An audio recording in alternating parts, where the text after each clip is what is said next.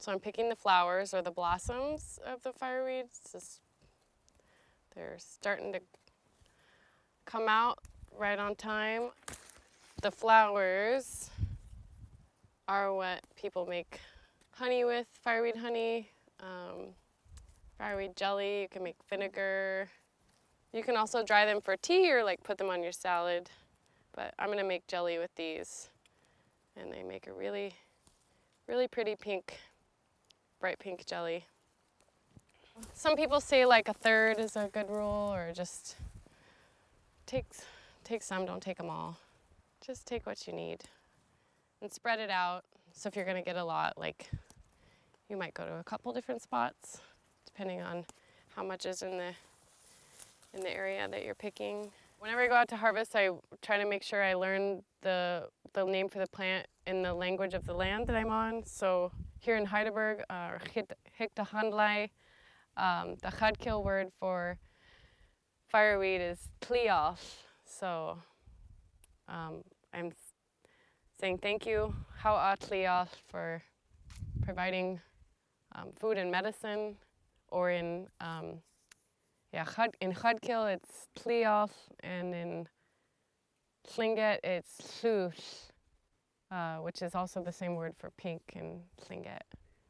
Fireweed's one of my favorites because the entire plant is edible. In the springtime, you can eat the shoots, and they're kind of similar to asparagus. They'll be like a darker kind of maroon color, and they're really short, and the leaves are still tight up around the stalk.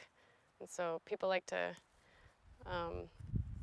pick the shoots for a good springtime green. You can pickle them or put them in salads or like a saute or stir fry.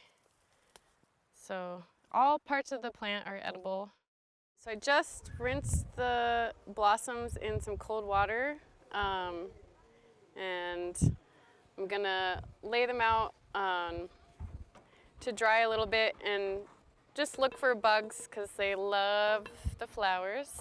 They're gonna get covered in some boiling water in a jar and steep overnight. And so this is just to clean them a little bit, pick out the bugs. So it's about 2 cups of packed blossoms and then 2.5 cups of boiling water.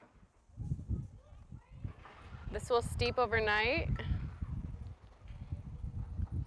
Today we are making fireweed jelly with the blossoms, and we're adding some rose petals as well. So it'll be a fireweed rose petal jelly.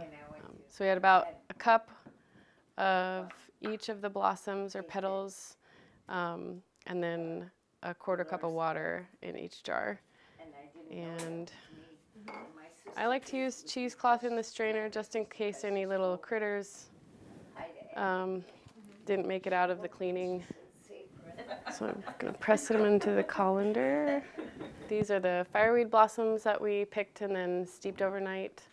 So we just poured a little boiling water over them and put them in the jar and then put them in the fridge once it cooled down. So I'm gonna pour that in here.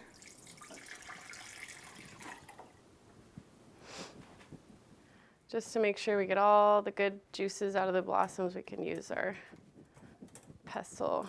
And then we'll do the same thing for the rose petals. I just want to get as much of that good smelling, tasting rose flavor out. So we'll squish them down. So we have our fireweed juice and our rose petal juice. We're going to add that to our pot. And then we'll add a teaspoon of lemon juice. So I squeezed out a lemon earlier. Teaspoon of lemon juice. We have 3 tablespoons of pectin. After just a few days, I got rid of the And then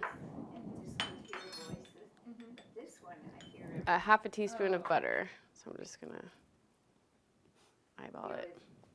there was a guy. And then we're gonna bring it to a boil, hard boil for a minute, stirring constantly. So now we're gonna add 3 cups of sugar, just to dissolve, and then boil it again for 1 more minute. So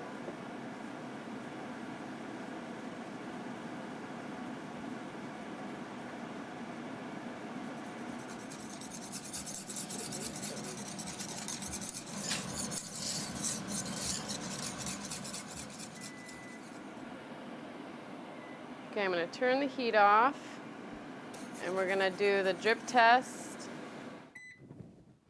So I'm just gonna take a little bit and put it on a plate.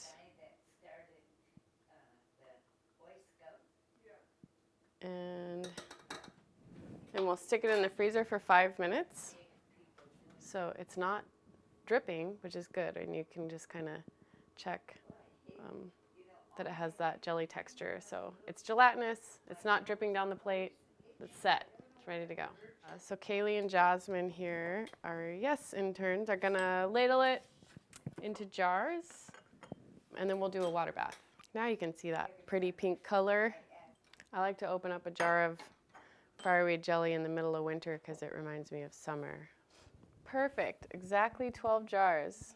Okay, and then you're gonna wipe the rims, and we wipe the rims to make sure that there's nothing in between the seal, the lid, and the rim so that it gets a proper seal in the water bath.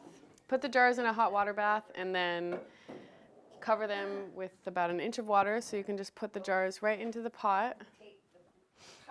And I put some foil in the bottom just to give the jars a little bit of protection so they don't break. Bring it up to a boil, and at sea level it's 5 minutes. As soon as they're done in the hot water bath, we'll take them out. I like to flip them upside down to try and help ensure that the lid seals because the liquid is hot on the bottom. And then we'll let them sit for like 24 hours, but you want to make sure that you can hear the lids popping, and we'll do a little test with a spoon, or you can just use your fingernail. But you can always tell when the lid is not sealed because it sounds a little more hollow and there's like a bubble to it. Nice to open up a jar in the winter and have a little pop of summer, a little taste of summer. Summer sunshine.